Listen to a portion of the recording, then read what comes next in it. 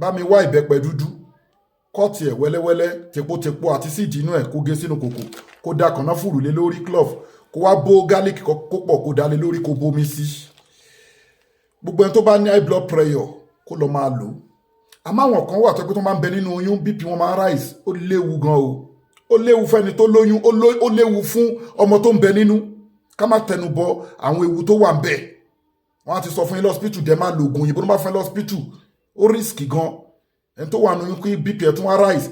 ètò yìí ni kò lọ ṣe tó bá ti ṣe lágbo máa mu kọ́ọ̀pù kan láàárọ̀ kọ́ọ̀pù kan lálẹ́ àbí kó máa mú ní alẹ́ tó bá ti fẹ́ sùn lẹ́ẹ̀kan ìyẹn tó lóyún àmẹ́ni tí ò lóyún kó máa mú láàárọ̀ àtọ̀sán àtàlẹ́. iṣẹ́ tí kìíní dẹ̀ ń ṣe ó pọ̀ bẹ́ẹ̀ èyí tí mo mú wá fún yín láàárọ̀ yìí nìyẹn síwájú kó tó ṣiṣẹ́ yìí nǹkan tó bá lágbára fi sákàǹtì àwọn ọmọ aláìní kó dẹ̀ fi fídíò ìránṣẹ́ àkáǹtì nọ́mbà ní fáwọn ọmọ aláìní 0123214254 àkáǹtì nọ́mbà fáwọn aláìní 0123214254 Wema Bank of Nigeria. gbogbo ẹ̀yin tí ẹ ń gbádùn ètò wa ẹ fi Hajj àti umura ẹ fi tawá lọ́rẹ lọ́ganization wa aláwọn èèyàn tá máa fún tó dẹ̀ máa jẹ́ sàárà tó máa jẹ́ sàdákọ̀ fún yín ẹ fún wa ní Hajj àti umura farabalẹ̀ kó gbọ́ fídíò èdè lẹ̀ ó máa ṣe é láǹfààní gidi ni o. gbogbo wọn tó ń bẹ nílé lókè òkun kò síbi tẹwà tí product wa ò dé get àwọn special powder wa alal powder ni ẹ̀mí òkùnkùn ni eléyìí kì í ṣe ìyọnu kì í ṣe ẹ̀bẹ̀ àgbà kì í ṣe oṣólẹ̀ kì í ṣe oògùn owó o bẹ anybody alal powder tó legit tó máa create a solid barrier between you and evil world ẹ̀mí òkùnkùn monitoring spirit ò ní rí ẹ mọ́tọ́wọ́ ẹ̀ bá tẹ kò síbi tẹwà tí product wa ò dé ẹ get àwọn product wa ẹ ti rí lóríṣiríṣi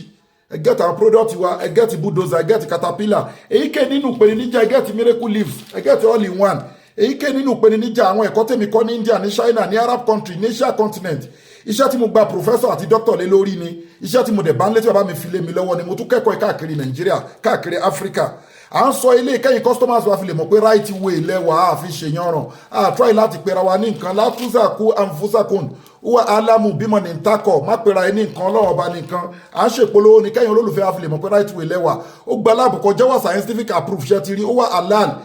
bẹ́ẹ̀ ni kò sí èyíké nínú ìpèníjà ẹni tí wọ́n mú nǹkan ọmọkùnrin ẹ̀ ó ní pákéjì tá a máa ń ṣe fún aróbòsá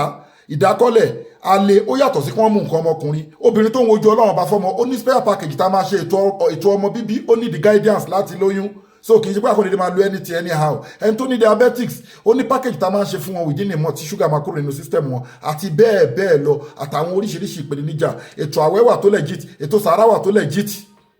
ẹ ti understand nísìn ètò àdúrà wà tó legit láì ní fìtọ̀ fọ̀gbẹ́ àwọn alal powder wà tó legit láti bọ́ lọ́wọ́ ẹ̀mí òkùnkùn ike nínú ìpèníjà WhatsApp wa lórí +2761295638 DHL láfi DHL all over the world adẹ́nlójì ajé logistic káàkiri Nàìjíríà innal izzata lillahi jami'a gbogbo agbára Ọlọ́run ọba lóní mọ́sálàmù wa ilà lè.